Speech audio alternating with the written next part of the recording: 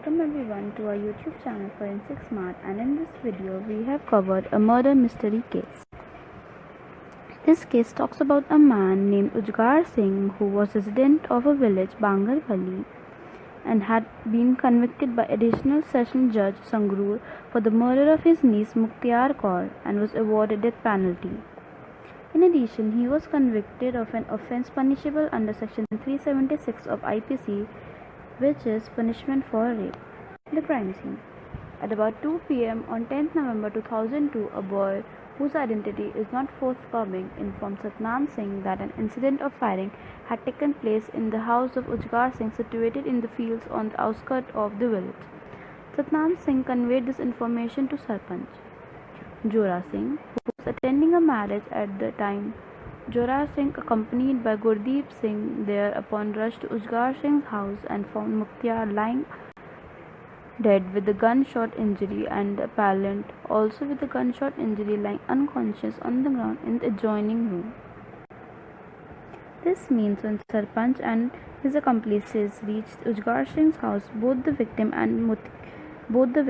is Mukhtiar Kaur, and her offender Ujgar Singh were lying shot in different rooms of the same house.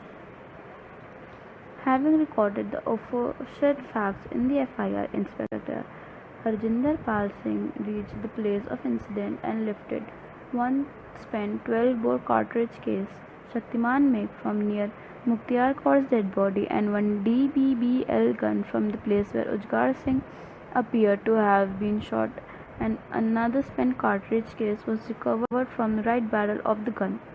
After completion of the investigation at the spot, Mukhtiar Kaur's dead body was sent for its post-mortem examination. Post-mortem of the victim. The post-mortem reports of the Mukhtiar Kaur stated that there were 2 gunshot injuries on her right chest. As per chemical examiner's report, the semen example taken from the vaginal swabs and underwear of Mukhtiar Singh at the same time of her death, both were same. The court judgment. The prosecution case stood proved, that is, in favor of Mukhtiar Kaur due to correlative medical evidences, reports of forensic science laboratory, chemical examiner, post-mortem reports, and recovery of gun and cartridges. The prosecution case was then put to the accused and his statement was recorded under Section 313 of the CRPC, which gives power to examine the accused, that is, the accused can personally explain the circumstances appearing in the evidence against him. Arguments and witnesses. Mr. Govardhan was counsel for the accused, pointed out that there was no evidence to suggest that Mukhtiar Kaur was subjected to rape, thus making Ujgar Singh incompetent for the death penalty. Also, the 4 witnesses that reached the crime scene at the incident, that is Jora Singh, Satnam Singh, Gurdeep Singh and Kulwant Singh, had disowned their original stories and the prosecution had to rely on circumstantial evidences. The counsel stated that if the chain of circumstances remained incomplete or even if one link in the chain was broken, the prosecution must fall. Forensic investigation. The conviction of accused under Section 376 of IPC became questionable because the medical evidence and chemical evidence report indicated presence of semen on dead body of victim on her clothes, while the injuries other than the gunshot, that is the left pinna injury and an abrasion near right eye, did not indicate any attempt to commission of crime, that is rape.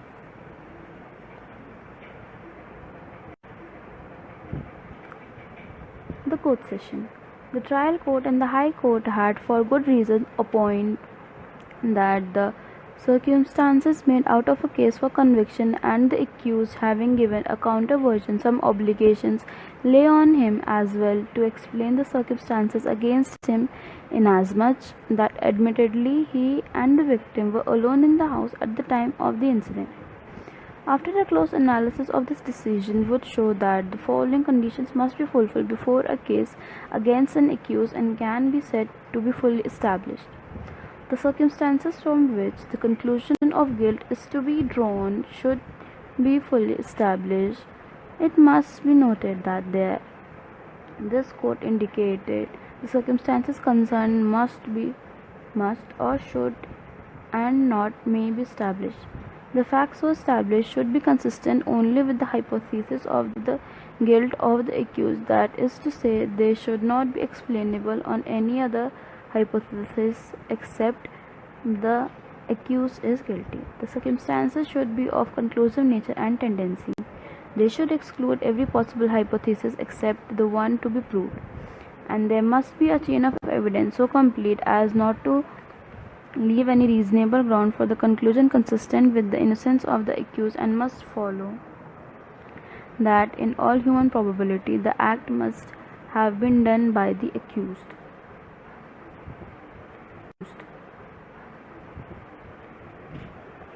The prosecution story.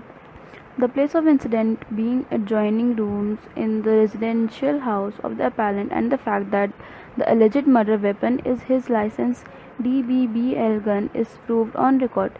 The evidence also revealed that the appellant was living in the premises along with his wife, mother and son, and two daughters who were studying outside the village were frequent visitors. But it is the admitted position that nobody but the appellant and the deceased were present at the time of the incident.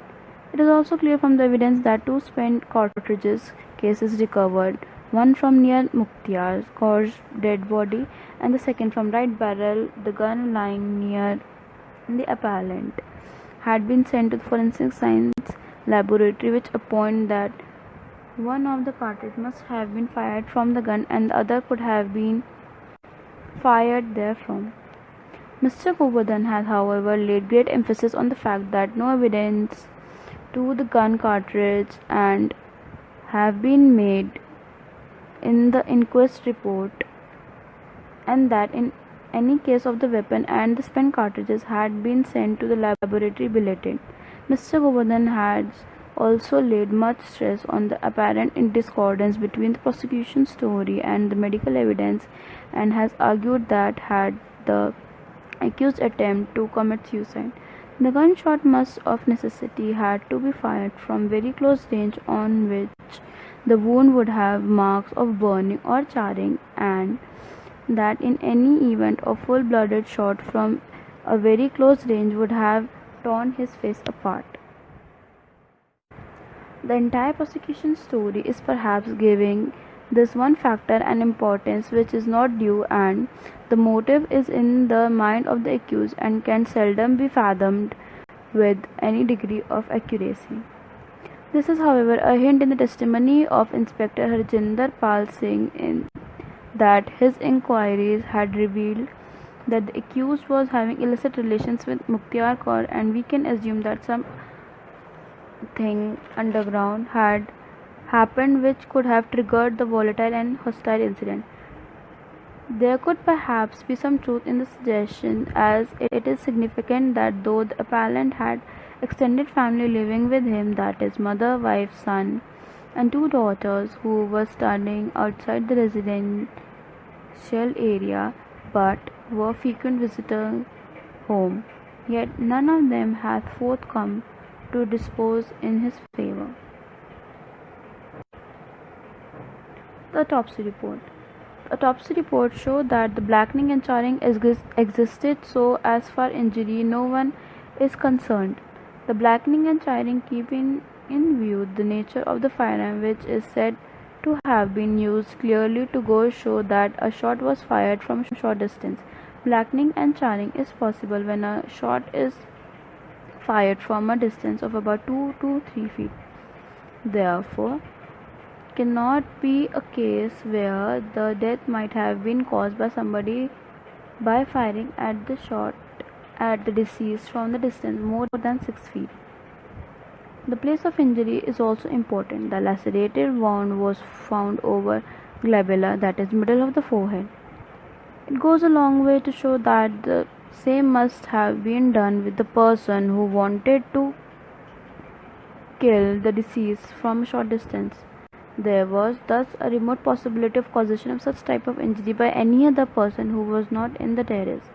Once the prosecution has been able to show at the relevant time the room and terrace were in conclusion occupation of the couple, the burden of proof lay upon the respondent to show under what circumstances death was caused. Outcome of the case. Ujgar Singh in his statement under CRPC section 313 stated that he was alone with Mukhtiar Kaur in his house when Mukhtiar was found dead on floor 5 feet away from the injured Ujgar Singh. But there was nothing in support to prove his statement positive.